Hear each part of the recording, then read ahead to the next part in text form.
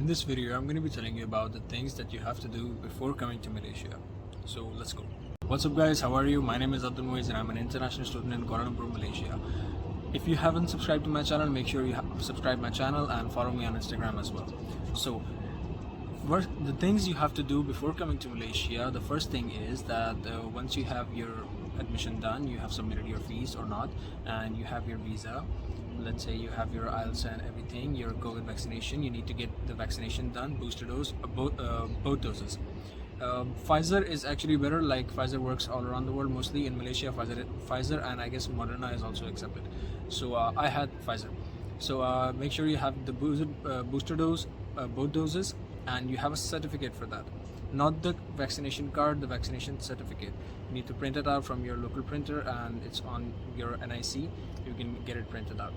Okay, so you have your you need to have at least 2 copies of your vaccination certificate, 2 copies of your visa, eval, probably it will be eval, and your passport. Definitely you have the original passport, some copies of your NIC, but I don't think that's actually necessary. Your ticket. Once you have your ticket, then you need to contact the university and ask them to arrange your airport pickup. You will send them your ticket details, your flight details, what time you will land, and they will send you a number, the person who will pick you up from the airport. You need to save that number, and when you reach Malaysia, you need to contact them from the airport that, sir, I am here, and also contact him before leaving for the airport from your own country, that I'm leaving and I will be there in Malaysia time, inshallah, at this time, and hopefully to see you there, and send a good message. And he will come to pick you up from the airport. It's free for everyone, so it's better you do that. I did that too. Mr. Azab or Hassan, I don't remember his name, but he came to pick me up. He had a nice car as well. So, and he dropped me off to my accommodation. You have both options. If you're taking university accommodation, he will take you directly to the university, or you can ask him to take you to the university, or you can ask him to take you to the your accommodation. Either way, it will be fine. He will do that if it's in the boundaries of where he can go. Like my university is APU and it's in Bukit Jalil, so he will drop you anywhere in Bukit Jalil. But besides that, I don't think he will drop you up, but he can drop you to the nearest LRT station, and from there you can go by yourself. Okay, so you have your visa, you have your ticket, and you have your booster dose certificates, all those. So basically your documentation is complete. So put them in a file and carry that file cover with you. Put it in your hand carry so that you don't lose it, and be careful with it, because when you reach Malaysia at the immigration, they will ask you for your certificates, your university acceptance letter as well. You need to have a copy, a printed copy of that in your file, so that you can show them that I am at this university. And 1 minute, yeah, I think it's strong wind, that's why.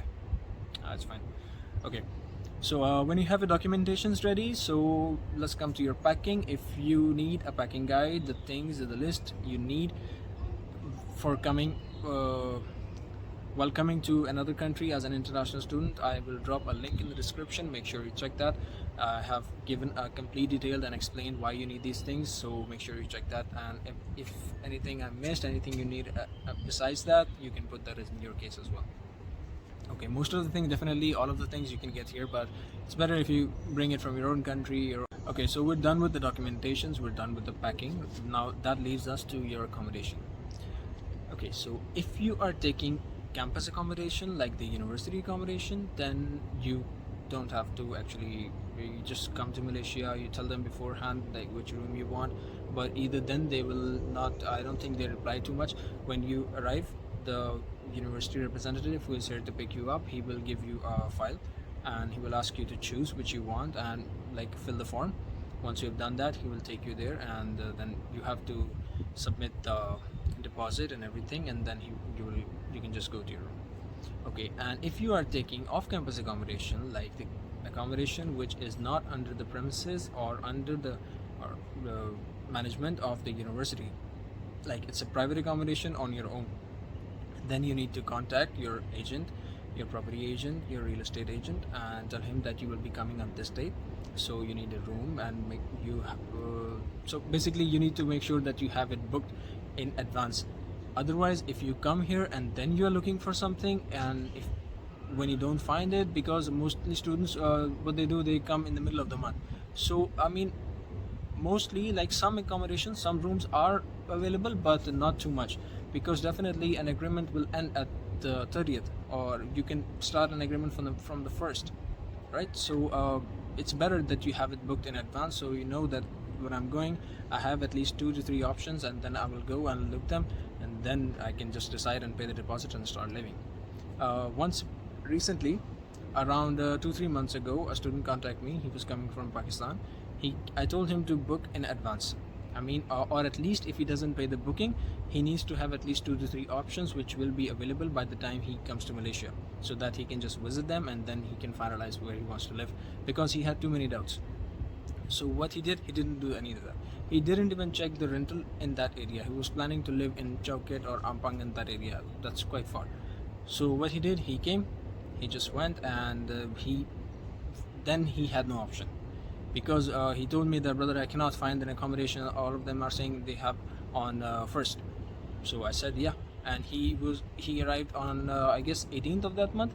So he still had 10 days, and he was living in a hotel. So for 2 to 3 days, if you live in a hotel, that's reasonable. But if you're living for 10 days, that's gonna cost you a lot of money. Maybe for 10 days, he said it will cost me around 1500 ringgit. Like 1500 ringgit is a big amount. Okay, so I said no, that's not feasible. Definitely, I tried to help him. I definitely found him one. He also found, luckily he found another in now. Then he is living in Enda, Aeon, near Aeon Big. So he found an accommodation there. He rented the apartment, but that's on luck. What if you don't find one? So make sure you have it booked in advance. All right, so that when you come here, you don't need to face any problems. Okay, so that's it for today's video, guys. Make sure to subscribe my channel and follow me on Instagram as well. If you have any other questions or any other things, just comment in the section below or contact me on Instagram as well. Okay, that's it for today's video. Allah Hafiz, take care.